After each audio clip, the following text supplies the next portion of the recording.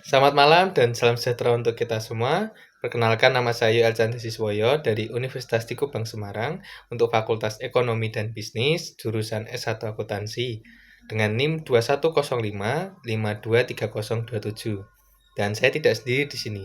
Ada anggota saya juga yang akan memperkenalkan diri. Perkenalkan, nama saya Oi Marcel Setiawan, NIM 2105523003, kelas A2 DLC dari Universitas Di Kupang, Semarang. Perkenalkan, nama saya Diana Franska Permata dengan NIM 2205526014, jurusan S1 Akuntansi. Fakultas Ekonomika dan Bisnis, Universitas Di Kupang, Semarang. Pada kesempatan yang berbahagia ini, kami akan memaparkan materi mengenai salah satu hal yang berkaitan dalam dunia audit, yaitu konfirmasi eksternal. Lalu tujuan dari presentasi kami kali ini adalah untuk menjelaskan tentang apa itu konfirmasi eksternal, ragam konfirmasi eksternal, pentingnya konfirmasi eksternal, dan hal apa yang akan diperoleh dari melakukan konfirmasi eksternal. Nah, menarik bukan? Karena itu langsung saja kita mulai. Nah, ini dia konfirmasi eksternal. Pertama, kita akan membahas mengenai ruang lingkupnya. Standar audit yang mengatur tentang konfirmasi eksternal adalah Standar Audit 505 atau SA 505. Nah, Standar Audit 505 berhubungan dengan penggunaan konfirmasi eksternal oleh auditor untuk memperoleh bukti audit berdasarkan ketentuan dari Standar Audit 330. Nah, Standar Audit 330 ini mengatur tentang respons auditor terhadap risiko yang telah dinilai. Lanjutkan, dan Standar Audit 500 atau 500 yang mengatur tentang bukti audit. Nah, hal ini tidak ditujukan untuk meminta keterangan tentang legitasi. Legitasi itu yang berhubungan dengan pengadilan dan klaim yang dibahas dalam SA 501. SA 501 ini mengatur tentang bukti audit dan pertimbangan spesifik atas unsur pilihan. Nah, yang kedua kita akan bahas tentang keandalan bukti audit. SA 500 mengindikasikan bahwa keandalan bukti audit dipengaruhi oleh sumber dan sifatnya. Dan ini tergantung pada kondisi individual yang dari situ bukti audit tersebut diperoleh. Nah, kita akan generalisasi yang relevan terhadap bukti audit. Yang pertama, bukti audit lebih andal ketika diperoleh dari sumber independen di luar entitas. Karena jika sumber atau bukti audit diperoleh dari luar entitas, itu lebih dipercaya karena mereka bersifat objektif, tidak bersifat subjektif, dan dari pihak luar itu dapat memberikan semacam keyakinan yang lebih bagi auditor dalam memperoleh bukti audit. Yang kedua, bukti audit yang diperoleh secara langsung oleh auditor lebih andal daripada bukti audit yang diperoleh secara tidak langsung atau melalui penarikan kesimpulan. Nah, jadi ketika melakukan konfirmasi eksternal, itu bukti audit yang diperoleh itu akan diperoleh langsung ke auditor. Jadi konfirmasi eksternalnya itu dari pihak yang dikonfirmasi akan langsung mengirim kepada pihak auditor. Nah, melalui itu kan jadi lebih bisa dipercaya dalam arti langsung, tidak melalui pihak yang lain lagi. Jika melalui pihak lain lagi, dikhawatirkan akan melakukan kecurangan atau manipulasi terhadap data yang dikonfirmasi.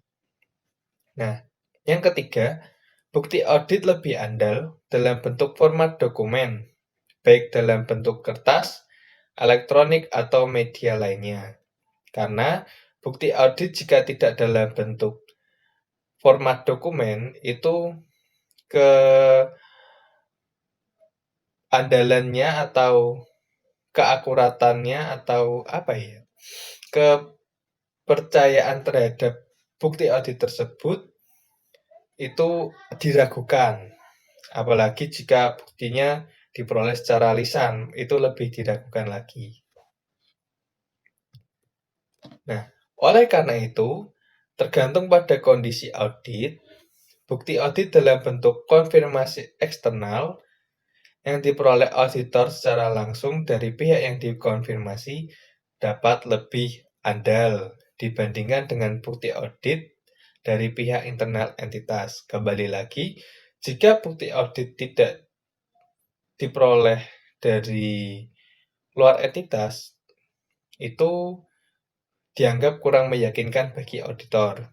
Karena jika melalui internal entitas saja, ditakutkan atau dikhawatirkan akan melakukan kecurangan atau manipulasi terhadap data yang disediakan dan diberikan kepada auditor. Nah, karena itu standar audit ini bertujuan untuk membantu auditor dalam mendesain dan melakukan prosedur konfirmasi eksternal untuk memperoleh bukti audit yang relevan dan andal. Yang berikutnya kita bahas pentingnya konfirmasi eksternal sebagai bukti audit.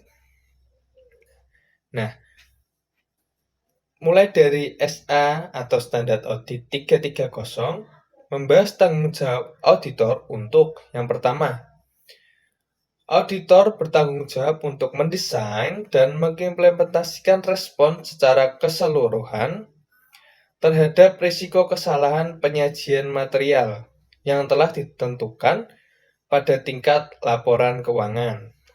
Nah, yang kedua, auditor juga bertanggung jawab untuk mendesain dan melaksanakan prosedur substantif untuk setiap golongan transaksi, saldo akun, dan pengungkapan material. Yang ketiga, untuk mempertimbangkan apakah prosedur konfirmasi eksternal harus dilakukan sebagai prosedur audit substantif. Nah, yang keempat, auditor memperoleh bukti audit yang lebih meyakinkan dengan semakin tingginya tingkat risiko yang ditentukan dengan meningkatkan kuantitas bukti atau memperoleh bukti audit yang relevan dan andal.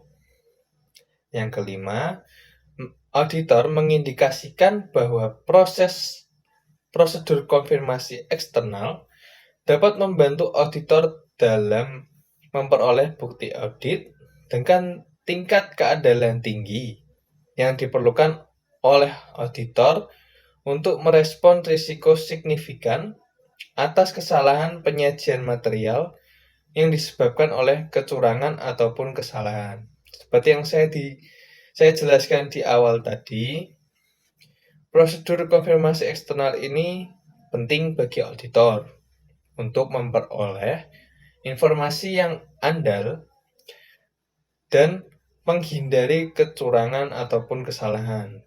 Karena sumber yang diperoleh berasal dari luar entitas dan juga sumber bukti audit tersebut akan diberikan secara langsung kepada pihak auditor.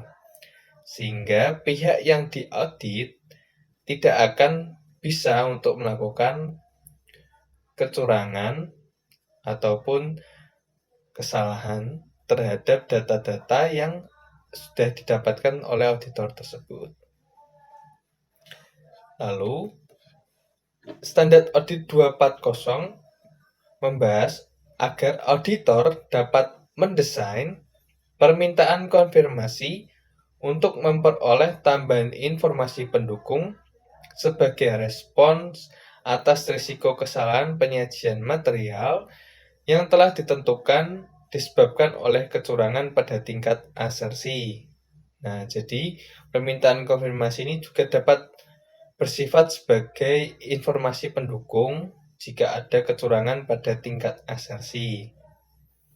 Nah, kemudian SA500 juga membahas tentang informasi pendukung yang diperoleh dari suatu sumber independen seperti konfirmasi eksternal dapat meningkatkan keyakinan auditor dibandingkan bukti yang ada dalam catatan akuntansi dari representasi manajemen. Karena sekali lagi informasi yang diberikan dari representasi manajemen atau pihak internal entitas itu dapat dicurangi, dapat dimanipulasi, dan itu dapat memberikan informasi yang tidak sesuai dengan realitanya. Sehingga auditor membutuhkan sebuah konfirmasi berupa konfirmasi eksternal dari pihak luar agar informasi yang diberikan oleh manajemen sesuai dengan informasi yang diberikan dari pihak luar. Lalu, tujuan auditor ketika menggunakan prosedur konfirmasi eksternal, auditor ini dapat mendesain dan melaksanakan prosedur tersebut untuk memperoleh bukti audit yang relevan dan andal. Jadi, prosedur konfirmasi eksternal ini pada intinya untuk memberikan bukti audit yang relevan dan andal, sehingga auditor dapat percaya dengan informasi yang diberikan oleh pihak manajemen dari perusahaan yang diaudit.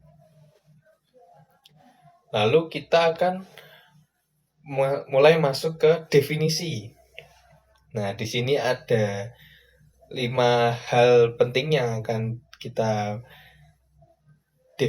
definisikan. Yang pertama ada konfirmasi eksternal. Nah, konfirmasi eksternal sendiri ada dalam 2 bentuk, yaitu permintaan konfirmasi positif dan permintaan konfirmasi negatif.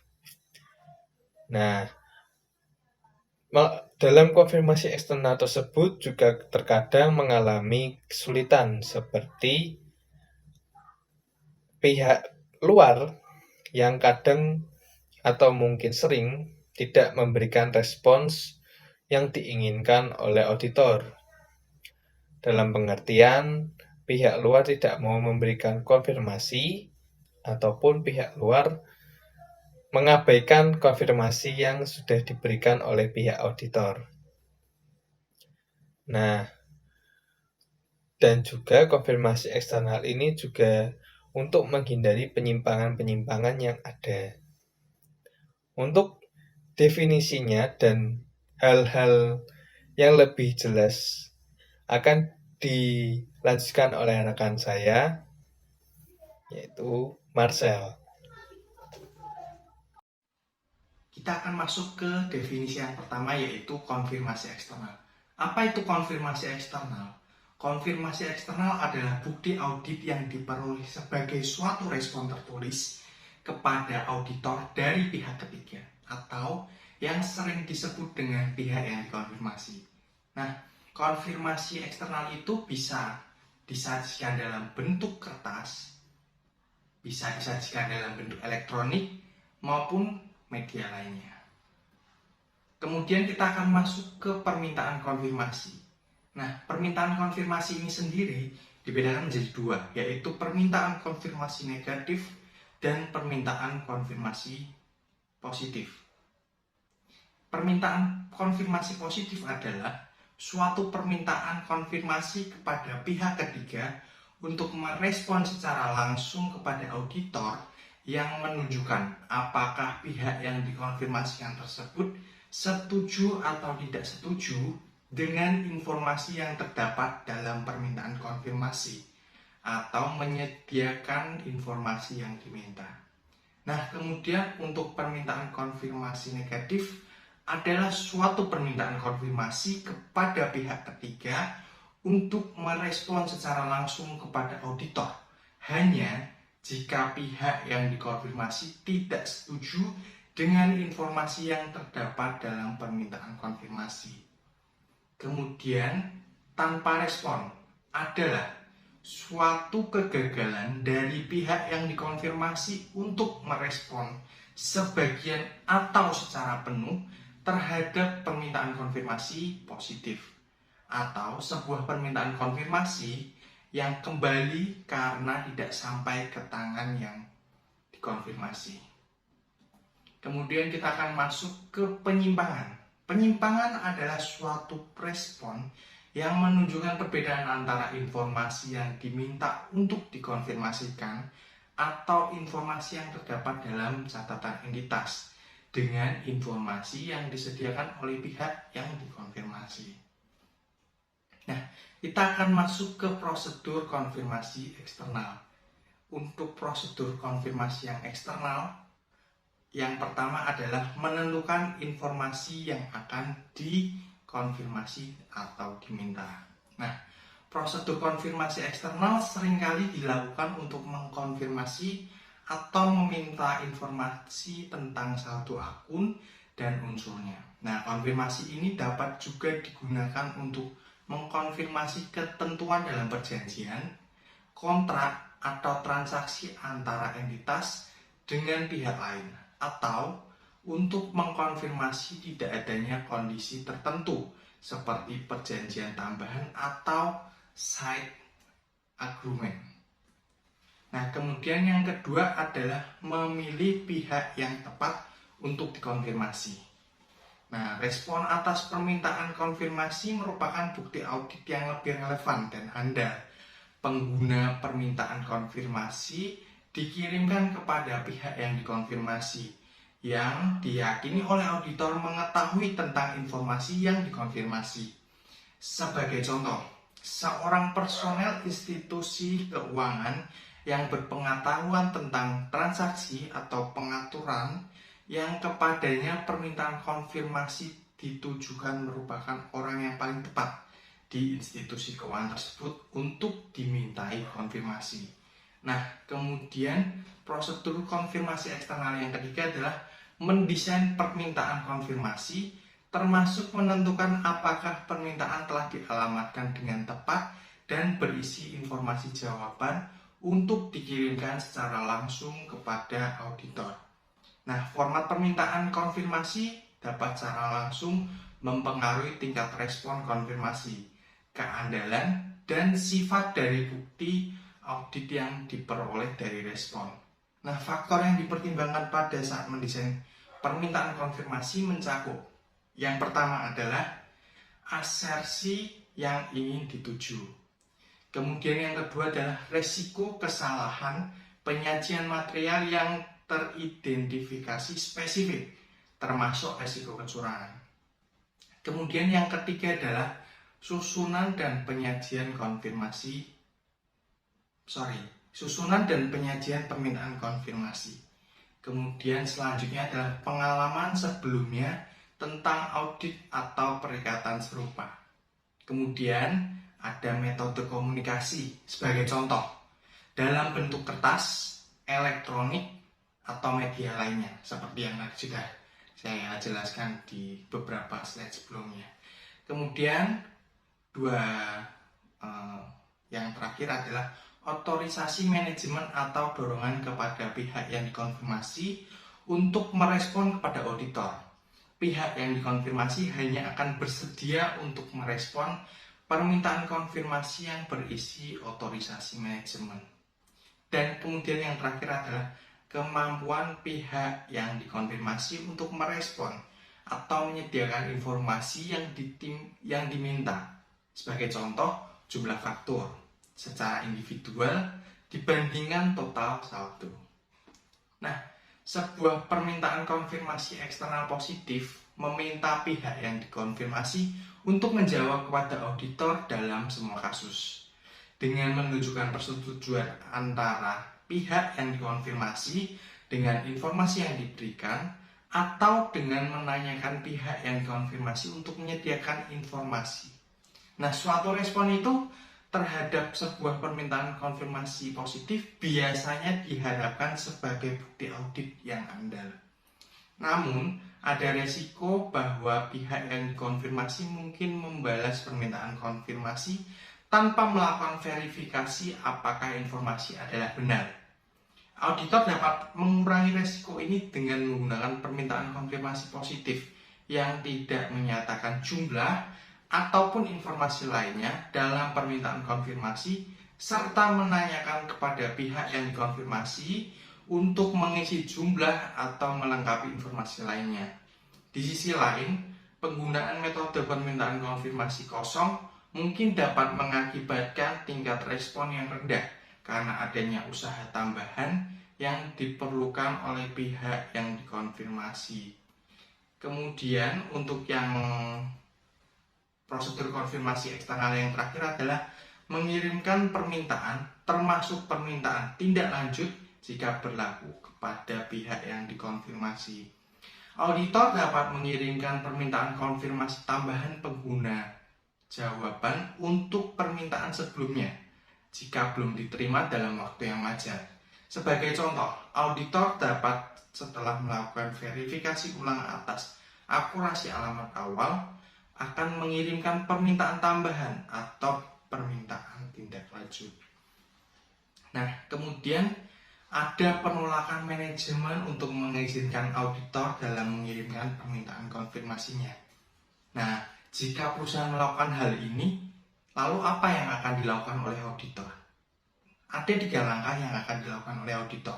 Yang pertama adalah meminta keterangan tentang alasan manajemen untuk menolak dan mencari bukti audit yang valid dan memadainya alasan tersebut. Nah, suatu penolakan oleh manajemen untuk mengizinkan auditor untuk mengirimkan permintaan konfirmasi merupakan pembatasan atas bukti audit yang diharapkan untuk perolehan auditor. Nah, oleh karena itu auditor diharuskan untuk menanyakan alasan pembatasan tersebut. Suatu alasan umum yang dikemukakan adalah adanya sengketa hukum atau proses negosiasi dengan pihak yang dimaksud untuk dikonfirmasi. Oleh karena itu dapat menyebabkan permintaan konfirmasi yang tidak tepat waktu.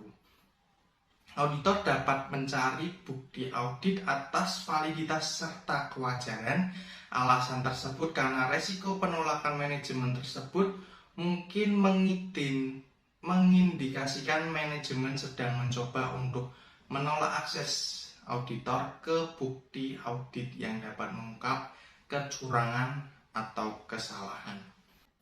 Langkah yang kedua adalah mengevaluasi implikasi penolakan manajemen atas penilaian auditor terhadap risiko kesalahan penyajian material yang relevan. Nah, auditor dapat menyimpulkan dari evaluasi bahwa hal itu akan tepat untuk merevisi penilaian risiko kesalahan penyajian material pada tingkat asersi dan modifikasi prosedur audit yang telah direncanakan berdasarkan SA nomor 315. Sebagai contoh, jika alasan manajemen meminta untuk tidak melakukan konfirmasi adalah tidak masuk akal, ini dapat mengindikasikan faktor risiko curangan yang membutuhkan evaluasi berdasarkan SA nomor 240. Kemudian langkah terakhir yang harus dilakukan oleh auditor adalah melakukan prosedur audit alternatif yang didesain untuk memperoleh bukti audit yang relevan serta andal. Nah, prosedur audit alternatif yang dilakukan dapat saja serupa dengan prosedur untuk konfirmasi yang tidak dibalas. Prosedur tersebut juga memperhitungkan hasil evaluasi auditor. Nah, jika auditor menyimpulkan bahwa penolakan manajemen untuk mengizinkan auditor mengirimkan permintaan konfirmasi adalah tidak masuk akal, maka auditor harus mengkomunikasikan hal tersebut kepada pihak yang bertanggung jawab atas tata kelola berdasarkan SA nomor 260 dan mempertimbangkan implikasi terhadap audit serta opini auditor berdasarkan SA nomor 705. Nah, kemudian kita akan masuk ke hasil prosedur konfirmasi eksternal. Ada 4 hasil prosedur konfirmasi eksternal. Yang pertama adalah keandalan respon terhadap permintaan konfirmasi. Kemudian yang kedua adalah tanpa respons. Yang ketiga adalah pengguna respons terhadap konfirmasi positif diperlukan untuk memperoleh bukti audit yang cukup serta tepat. Dan yang keempat adalah penyimpangan. Hasil prosedur konfirmasi eksternal yang pertama, keandalan respons terhadap permintaan konfirmasi. Jika auditor mengidentifikasi faktor yang menimbulkan keraguan atas keandalan respon terhadap permintaan konfirmasi, auditor harus mendapatkan bukti audit lanjutan untuk menghilangkan keraguan itu. Faktor yang mungkin menunjukkan keraguan atas keandalan respon tersebut yaitu diterima oleh auditor secara tidak langsung, tidak berasal dari pihak yang aslinya dimaksud untuk dikonfirmasi. Respons yang diterima secara elektronik, contohnya dengan faksimail atau dengan email, mengandung risiko keandalan karena pembuktian asal dan wewenang responden yang mungkin sulit untuk ditentukan, serta perubahannya mungkin sulit dideteksi. Proses konfirmasi elektronik dapat memasukkan berbagai teknik validasi identitas pengirim informasi dalam format elektronik tersebut. Contohnya melalui enkripsi, tanda tangan digital elektronik, dan prosedur untuk verifikasi keaslian situs web. Auditor dapat membuat lingkungan yang aman untuk respons secara elektronik agar dapat menurunkan resiko keandalan ini. Jika pihak yang dikonfirmasi menggunakan pihak ketiga untuk mengkoordinasi dan menyediakan respon untuk permintaan konfirmasi, auditor dapat melaksanakan proses yang ditujukan untuk menangani risiko. Yang pertama, respons mungkin dapat berasal bukan dari sumber yang benar. Yang kedua, seorang responden mungkin bukan pihak yang berwenang untuk merespon. Yang ketiga, integritas transmisi kemungkinan dikompromikan. Auditor di sini diharuskan oleh SA 500 untuk menentukan, memodifikasi atau menambah prosedur dalam menyelesaikan keraguan terhadap keandalan informasi yang digunakan sebagai bukti audit. Auditor dapat memilih untuk melakukan verifikasi atas sumber dan isi respons permintaan konfirmasi dengan menghubungi pihak yang dikonfirmasi. Contohnya, pengguna pihak yang dikonfirmasi merespon melalui email. Auditor dapat menghubungi pihak yang dikonfirmasi untuk menentukan apakah benar pihak yang dikonfirmasi yang sebenarnya mengirim balasan email. Suatu respon yang lisan terhadap suatu permintaan konfirmasi tidak memenuhi definisi sebagai konfirmasi eksternal karena bukan merupakan respon tertulis secara langsung kepada auditor. Suatu respons terhadap permintaan konfirmasi dapat berisi bahasa yang bersifat membatasi terkait dengan penggunaannya. Pembatasan tersebut tidak perlu mengurangi keandalan respon terhadap sebagai bukti audit tersebut. Yang kedua, jika auditor menentukan bahwa respon terhadap permintaan konfirmasi tidak dapat diandalkan, maka auditor harus mengevaluasi implikasi terhadap atas penilaian risiko kesalahan penyajian material yang relevan, termasuk risiko kecurangan, sifat, waktu, dan luas prosedur audit lain. Auditor mungkin perlu untuk merevisi penentuan audit yang direncanakan sesuai dengan SA 315. Sebagai contoh, suatu respon yang tidak dapat diandalkan menunjukkan faktor risiko kecurangan yang menuntut untuk evaluasi sesuai dengan SA 240. Selanjutnya, itu ada tanpa respons. Auditor harus melakukan prosedur audit alternatif untuk memperoleh bukti audit yang relevan dan handal. Contoh prosedur audit alternatif yang dapat dilakukan auditor yaitu yang pertama untuk saldo akun piutang.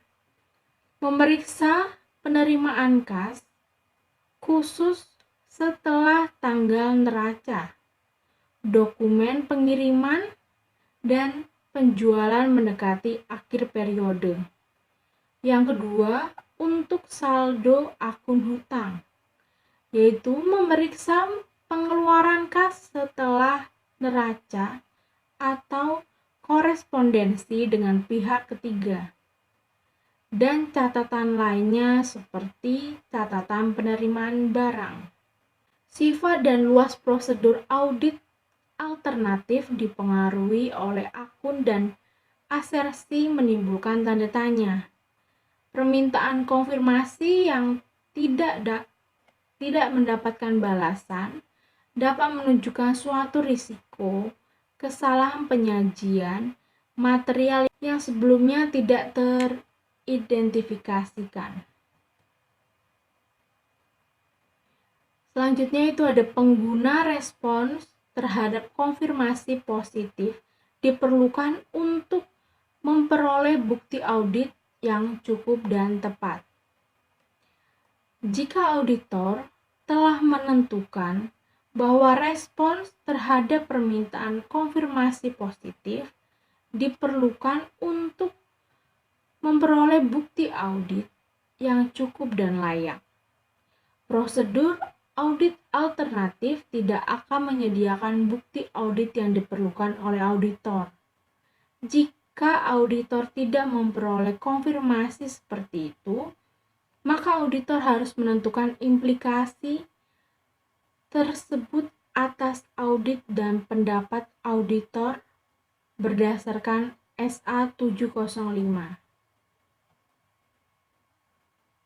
Dalam kondisi tertentu, auditor dapat mengidentifikasi suatu risiko kesalahan penyajian material yang telah ditentukan pada tingkat asersi untuk respon terhadap permintaan konfirmasi positif dalam memperoleh bukti audit yang cukup dan tepat.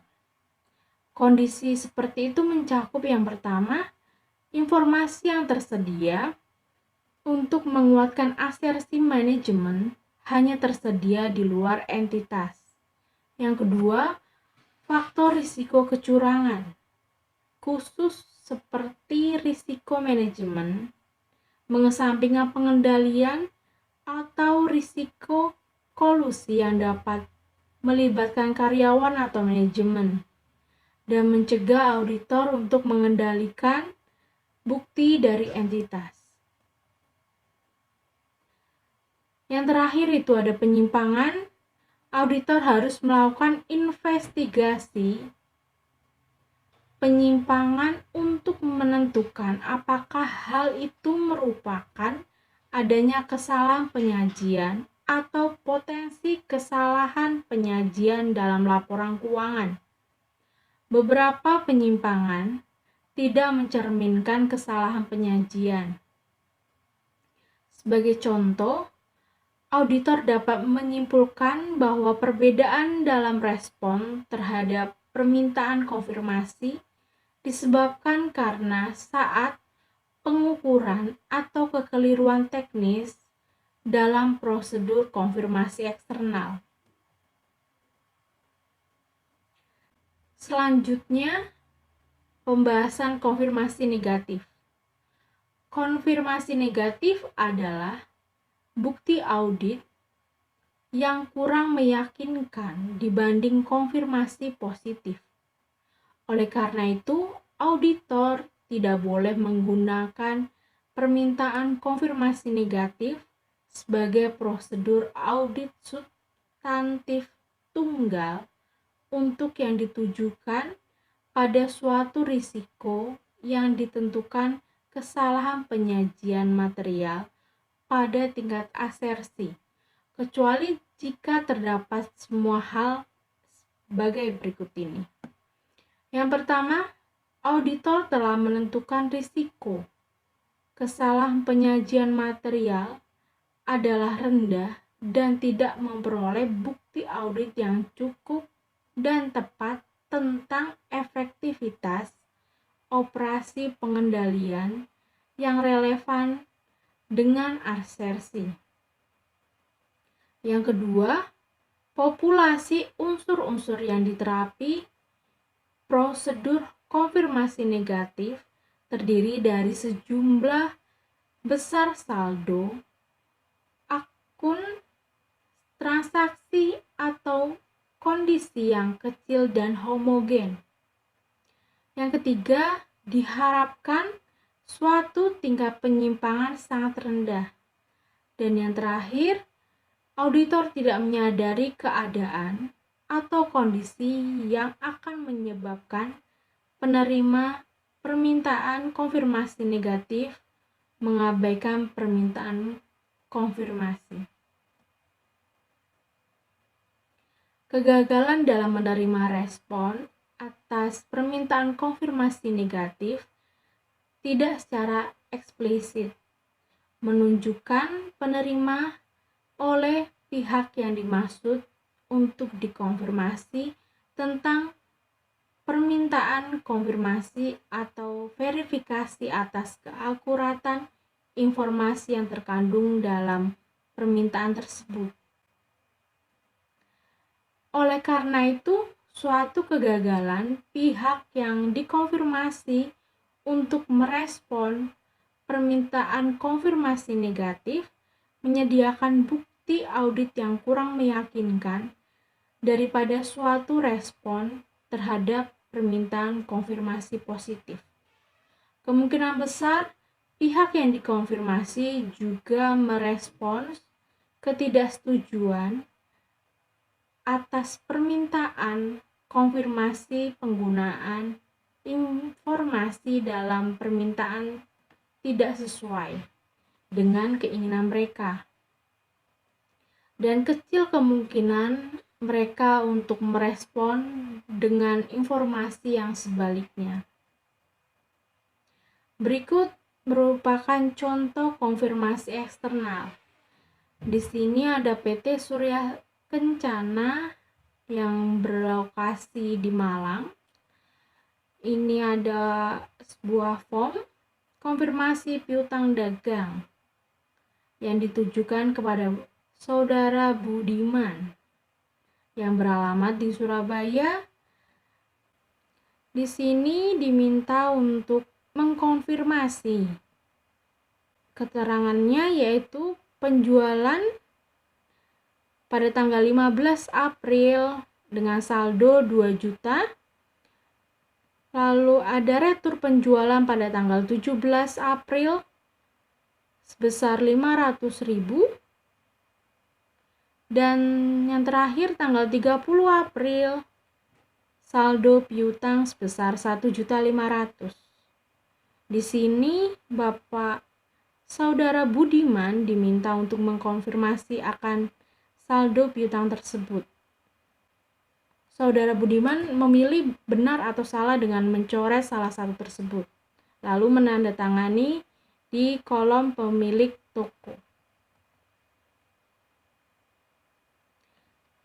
Selanjutnya ini ada contoh lagi untuk Bank BNI yang beralamat di Jakarta Pusat. Perihal konfirmasi bank. Di sini auditor meminta konfirmasi mengenai saldo bank kepada Bank BNI. Selanjutnya, yang terakhir itu ada pengevaluasian atas bukti yang diperoleh. Suatu respons dari pihak tepat yang dikonfirmasi menunjukkan persetujuan dengan informasi yang disediakan dalam permintaan konfirmasi atau menunjukkan informasi yang diminta tanpa adanya penyimbangan. Yang kedua, suatu respon dianggap tidak dapat diandalkan. Yang ketiga, suatu permintaan konfirmasi yang tidak merespon atau suatu respon yang menunjukkan suatu penyimpangan.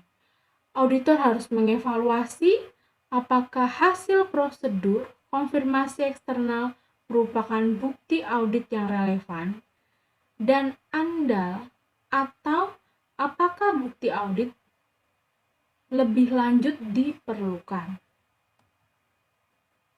Kesimpulan berdasarkan kelompok kami yaitu konfirmasi eksternal dapat memberikan informasi yang andal karena diperoleh dari sumber independen di luar entitas. Sebab itu, konfirmasi eksternal penting untuk dilakukan agar dapat memberi keyakinan bagi auditor dalam melakukan pengujian terhadap laporan keuangan audit. Sekian dari kelompok kami. Mohon maaf jika ada kesalahan selama melakukan presentasi. Dan semoga juga presentasi ini dapat bermanfaat bagi semuanya. Terima kasih.